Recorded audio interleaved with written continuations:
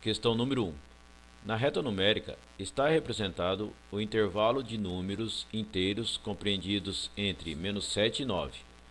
Os pontos Z, T e U estão representando na reta, respectivamente, os números inteiros. Letra A, -1, -5, 4. Letra B, -2, -6 e 4. Letra C, -5, -1 e 4. Letra D, -6, -2 e 5. Bom, como ele pede respectivamente, o primeiro número da alternativa tem que representar o Z. Então vamos lá. Aqui, como é o número 0, à esquerda são os negativos. -1, -2, -3, -4, -5. Então o Z tem que representar -5, ou seja, a alternativa correta só pode ser a alternativa C. Vamos conferir. O T é o primeiro número à esquerda do T, à esquerda do 0. O primeiro número à esquerda do 0 inteiro é o -1. Então Z é -5, T é -1. E o U está à direita. Quantas unidades? 1, 2, 3, 4. Então o U vale 4. A alternativa correta é a alternativa C. Então vamos lá para a questão número 2. Há diversos países do mundo onde as temperaturas chegam a ficar negativas, como por exemplo a Rússia, que durante o inverno pode chegar a -27 graus Celsius, na Finlândia, -20 graus Celsius, ou Canadá, com até -39 graus Celsius. Em contraste com São Paulo, que poucas vezes a temperatura fica abaixo de +10 graus Celsius. Se esses valores forem colocados em ordem crescente, tem-se. Bom, como vocês sabem, a ordem crescente é do menor para o maior. O menor de todos aí é o -39 graus Celsius. E aonde ele aparece aí como o primeiro valor é na alternativa A. Então, a alternativa A é a alternativa correta, né? Nós temos aí que -39 graus Celsius é menor que -27 graus Celsius. -27 é menor do que -20. E -20 graus Celsius é menor do que 10 graus Celsius. Então, como ele pediu aí a ordem crescente, a alternativa A é a correta.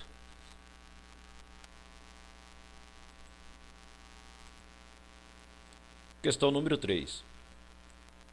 Para desenvolver a habilidade da soma de números inteiros, uma professora elaborou diversos envelopes que os estudantes escolhiam ao acaso e deviam dar o resultado da operação.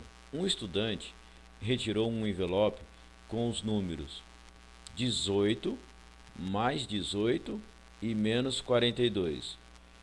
O resultado dessa operação é... Bom, aqui a gente tem que adicionar um número positivo a um número negativo. Isso é feito da seguinte maneira. A gente pode considerar que o positivo é como se fosse dinheiro que ele tem no bolso. E o negativo é uma dívida. Então ele vai pegar 18 reais para pagar uma dívida de 42. Bom, como ele tem só 18 para pagar essa dívida toda, ele não vai conseguir pagar. Então ele vai ficar devendo. Ou seja, a alternativa correta vai ser ou a A ou a B. Mas ele vai ficar devendo quanto? Vamos supor que ele tivesse 20 reais. Ele ficaria devendo 22, né? Porque 20 para chegar no 42 falta quanto? 22. Só que ele não tem nem os 20, ele tem 18, está faltando 2 ainda para chegar no 20. Então, seria os 22 que eu falei, mais 2, 24. Então, o resultado correto aí é a alternativa B, menos 24. Aí, galera, vamos para a questão número 4. É um jogo. Um estudante deve retirar ao acaso 2 fichas contendo números inteiros e realizar a multiplicação entre eles. Carlos retirou as fichas com os números -3 e -5. Ao realizar a operação, obtém-se letra A, -2, letra B, -8, letra C, -15 ou letra D, mais 15. Bom, vamos multiplicar esses dois valores. Vamos fazer -3 vezes -5. Quando a gente faz a multiplicação e o segundo valor é negativo, a gente coloca entre parênteses. Então, vamos fazer isso. Então, menos 5.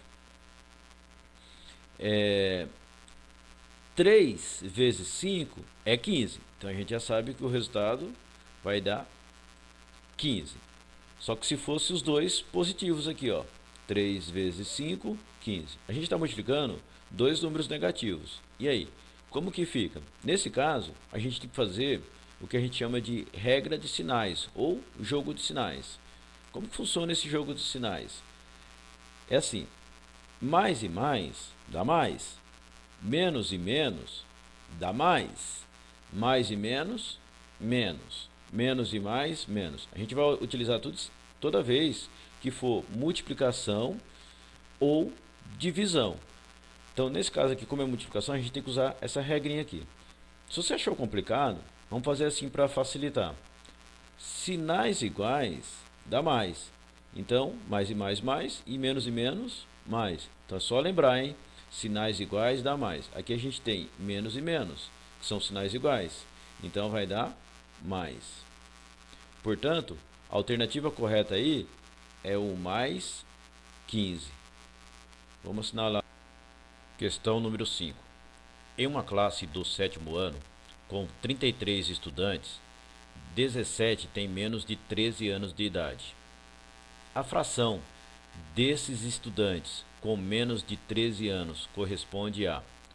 Bom, para a gente resolver aí, fazer a fração, a gente tem que colocar a parte sobre o todo. Como ele quer a fração dos alunos que têm menos de 13 anos, que são 17 alunos, essa é a parte, dividido pelo todo. O todo aqui são os 33 estudantes.